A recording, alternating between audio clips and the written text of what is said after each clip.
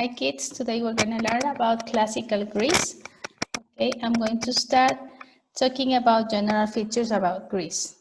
Okay, here we have the map of Greece, where you can see it was surrounded by some seas, the Aegean Sea, Ionian Sea, and Black Sea. Okay, ancient Greece had a very good farmland because it was surrounded by these seas, and also because it used to depend on on all of the bodies of water, such as the Aegean Sea. Their lives were centered around this sea. The Aegean Sea is near the eastern end of the Mediterranean Sea. Greece is surrounded by sea on the three sides. And in case of the organization of Greece, Greece had some city-states, okay, and they were organized according to where they used to live, okay. So in a Greek civilization, which was shaped by the sea, here we have the Greek farmers who could not grow enough food to feed everyone, so the Greeks needed to find other resources to meet their needs. So they became sailors and traders since they were living nearby the sea. Okay, they built special ships. Greek ships could travel all over the Aegean and Mediterranean seas. They carried resources from places back to Greece.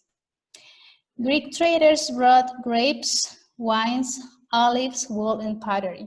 In Mesopotamia, which is another territory which was nearby the ancient Greek civilization, also was trading with this civilization. So Mesopotamia, people from Mesopotamia, the Sumerians, the Babylonians, and people from Egypt traded with Greece. They traded for meat, lumber, and vegetables. Here we can see the ships they used to have since they were living nearby the seas. And here we have the people who used to trade in this civilization. From their neighbors, the Greeks learned how to make better tools and how to build faster ships. They set up colonies around the Aegean Sea. Okay, so Greece was centered around all of the seas around them.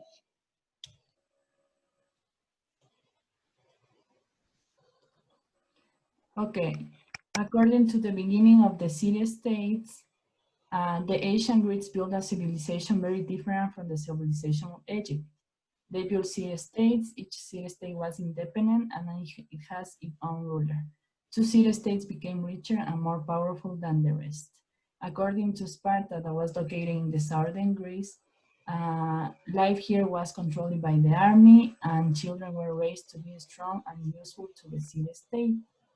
There's a big difference between children from here in Sparta and from Athens, because here they were raised by their parents and by the government in order to fight and defend the city.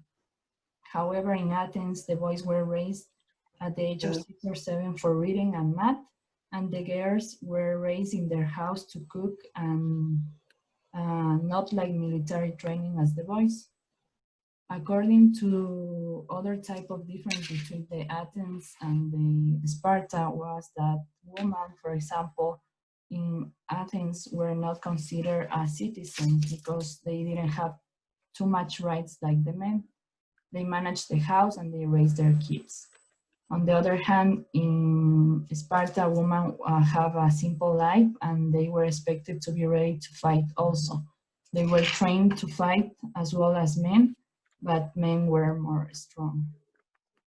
According to the economy, in Sparta, they were based their economy in farming, but in Athens, they were raised by trade, goods, and coins. And in order to take decisions for all the people in Athens, the assembly was built by 200 citizens, and all of them have to vote. But In Sparta, they have 2 kings and 28 men that took all the important decisions. That is about these 2 ancient cities like before.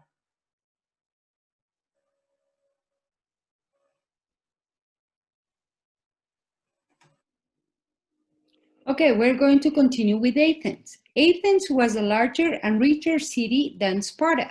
It was located on the Aegean Sea. Traders brought news from all over the world to the Athenians. New ideas were always welcome in the city. The Athenians trained their children to be good students, athletes, and citizens. It is important also to know that Athens was the capital city from Greece. So as it was a very important place, the most important place in the city was the Agora. This was the biggest marketplace in the city, and it was also the busiest place. Shops, temples, and government buildings were all found near the Agora.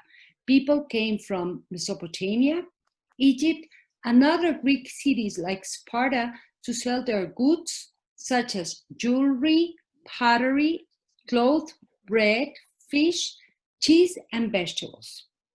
Another important activity that was done in ancient Greece and in Athens was philosophy. And we have here one of the most important philosophers from all the times, who was Socrates.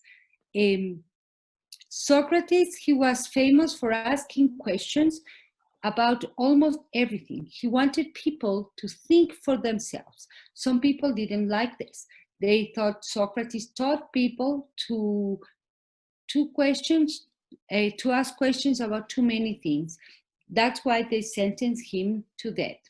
As students of Socrates, Plato continued to teach these ideas. He set up the world's first university. It stayed for many years, and the ideas of Socrates appeared, and they spread all over the territory.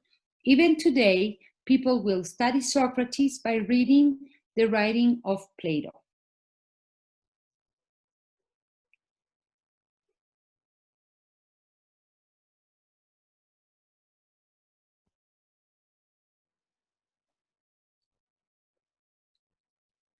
Hi, good evening. I think you like movies, really? Well, before the movies, there was a theater. The Greeks loved to see plays.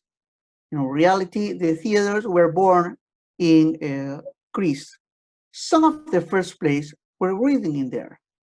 They watched plays in outdoor theaters, sitting on stone seats. They sometimes stay all day and watch one play after another. Plays that had a sad ending were called tragedies, and the ones that ended happily were called comedies.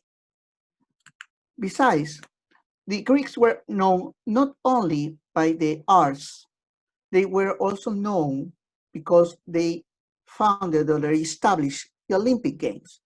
Do you like the Olympic Games? Have you ever watched one of them? Well, they began in Greece. Every 4 years, as now, athletes run races, wrestled, and jumped over high fences. The winner received a crown of olive leaves. Success in the game was a great honor for the ancient Greece as today. The Greeks were interested in ideas and sports. As you can see, in this moment, they built the world's first democracy of the world.